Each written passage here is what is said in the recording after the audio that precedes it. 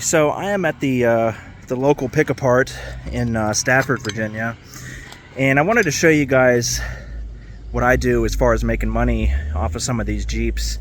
I'm sure every car has its part that sells for a lot of money on eBay and such. Some parts that I get off of these Jeeps because I personally own them, so I know how much this stuff is worth. Now, a couple people have already picked through this one. This is a 98 Jeep Grand Cherokee 5.9 Limited.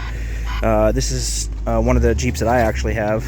And one thing special about this Jeep, besides the 5.9 liter V8 and a few other little things, is the electric fan that came with this Jeep. This is the only Grand Cherokee from the 90s that had an electric fan. They all came with clutch fans except for the 5.9 Limited. So the electric fan is right there. It's very easy to pull this out.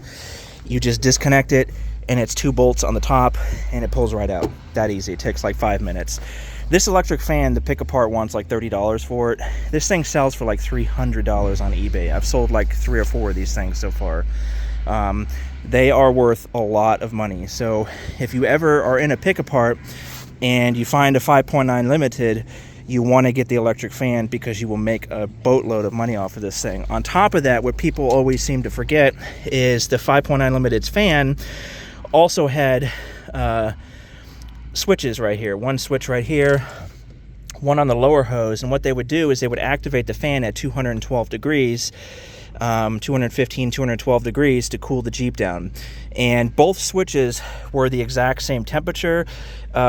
One would just activate the low speed, one would activate the high speed. Now, the reason why the high speed activates at 212 is because once the coolant goes through here, it's 212 degrees, and when it cools down through the radiator, it's cooler coming out of there. But if the upper switch doesn't work, then it's hotter coming out of there, and then it'll turn the high speed on. So that's how that works. And these switches sell for 50, 60 bucks a piece. And the salvage yards usually want like $5 for them. So I actually keep the switches myself, unless I have a ton of them on hand. And the reason why is because they don't make these switches anymore. They haven't made them for the last 15 years. So once these switches go bad, the only option you have is to swap the lower one to the upper one, or rig some weird thing with your low speed fan. It's impossible to find the correct switch for this Jeep. So I have like 3 spares, so I'll probably sell these 2. So I've already made $400, and I'm going to be spending $40. Another thing that's worth money on these Jeeps are these rims right here, but this is kind of a harder thing to sell. You can't really ship these things. They're expensive because they're heavy and large and stuff, so it's going to be more a local thing. The other thing that's worth money on these Jeeps is the badging right here. This one is unfortunately damaged, so it's not worth anything, but if you find the badges like this, you can use actual floss, or if you don't have floss offhand, you can get some wire in one of the wire looms on a vehicle and strip it and use the copper wire to, like a floss, to get underneath behind the badging, and that's how you can get the badging off. So let's see if it has the rear badge, and it does. So I'm going to be taking this 5.9 liter badge off. Those sell, it depends. I've sold some for $40, I've sold some for $100 per badge. So it just depends on what people will pay for them. Again, this was a 1-year model only, so the parts for this one are extremely hard to find. To give you an example, there's a Wagoneer over here that I'm going to be stealing parts off of, not stealing, but taking parts off of as well. I'm lucky here today. There's a Wagoneer and 5.9 Limited here. The Wagoneers they were made for 30 years, so the parts for them, there were 100,000 of these things made. The 5.9 Limited was only made in 98. There were only 14,000 made, so the parts for this thing go for a pretty penny. Now, I will show you parts for the Wagoneer. Let me walk over there real quick. I don't want people to steal my tools. But if you ever find one of these things, besides the obvious parts to take off of this, the things I'll show you really quick are the mirror switches. On the door over there, you can't see it because the stupid steering wheel's in the way, but the mirror switch over there, if it's not taken, No, it's not taken. For the power mirrors, they sell for $100 easy. They go like that. Now if you find them in the later years, for I think 86 to 91, they had the hood ornament up here. Usually they're broken off, but if you find the hood ornament, sometimes the prior owner or the original owner would throw it in his, glove compartment or somewhere in the vehicle. And if you can find that, you can actually put a screw in it and make the ornament whole again. And those hood ornaments sell for $300 easy. So that's just some parts you'll find on these Jeeps that will make you a ton of money, a boatload of money if you find these cars. I'm gonna let you guys go. I'll probably make a part 2 of this thing. I don't want to walk too far away so people steal my shit. But another thing I want to show you on this Jeep real quick is the 5.9 Limited also had these hood louvers. Now somebody got the hood louvers on this thing. It's been here for 3 days. Somebody beat me to it.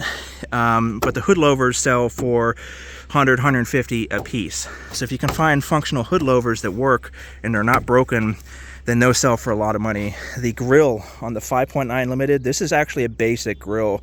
So I looked at the picture when this thing came here. They must have had an accident and replaced it with a basic grill at one point. But the 5.9 Limited grill sells for $200 or $300. So to give you an example, if the grill was still here, the hood louvers were there, all the badges were on the door, just these parts would be $1,000. I would probably pay $100 for them. So that just shows you how much this stuff is worth. And that's what I do every now and then. I go to the salvage yards, get the parts off of these things and sell them, and use that money to, buy the parts for the vehicles that I have. There's other things in the 5.9 Limited I can show you real quick. The speaker bar in the back was a 5.9 Limited only feature.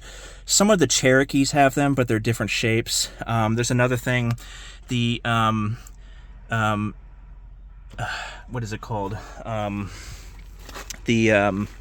It's to the audio system. I have like a brain fart. It's early this morning, I can't think. But the amplifier on this thing was 5.9 Limited specific as well. So those amplifiers will sell. The speaker bars will sell. I actually got a speaker bar from a 5.9 and I put it in my Grand Wagoneer.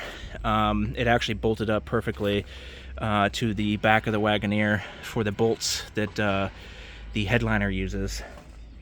So I'll probably make a part 2, like I said, and I'll show you other parts on the Wagoneer that sell. Other things you want to look for on this Jeep, I know I keep going back to this one, I keep remembering, is the shifter knobs. They are leather wrapped. This one looks kind of damaged. I'm not sure if they're all like that, but the transfer case, the transmission, and the parking brake shift knobs are wrapped in leather. They were only like that for this Jeep, and those sell for money. The 98 Grand Cherokees are the only years that have cup holder inserts. Chrysler fixed the cup holder problem in 98, so they're the only ones that have cup holder inserts. You can buy those at the junkyard for like $5. They sell for like $35, $40. It's really easy money. So I think I got what I want. I'm gonna take the badges off. I might look at the shift knobs, but I need to go to the Wagoneer real quick because there are parts off of that I actually want for my Wagoneer. For example, my driver's seat is ripped on the back. Being a big guy, I tend to sweat a lot. And before I got the AC working in that car, the sweat kind of tore up the back of the leather.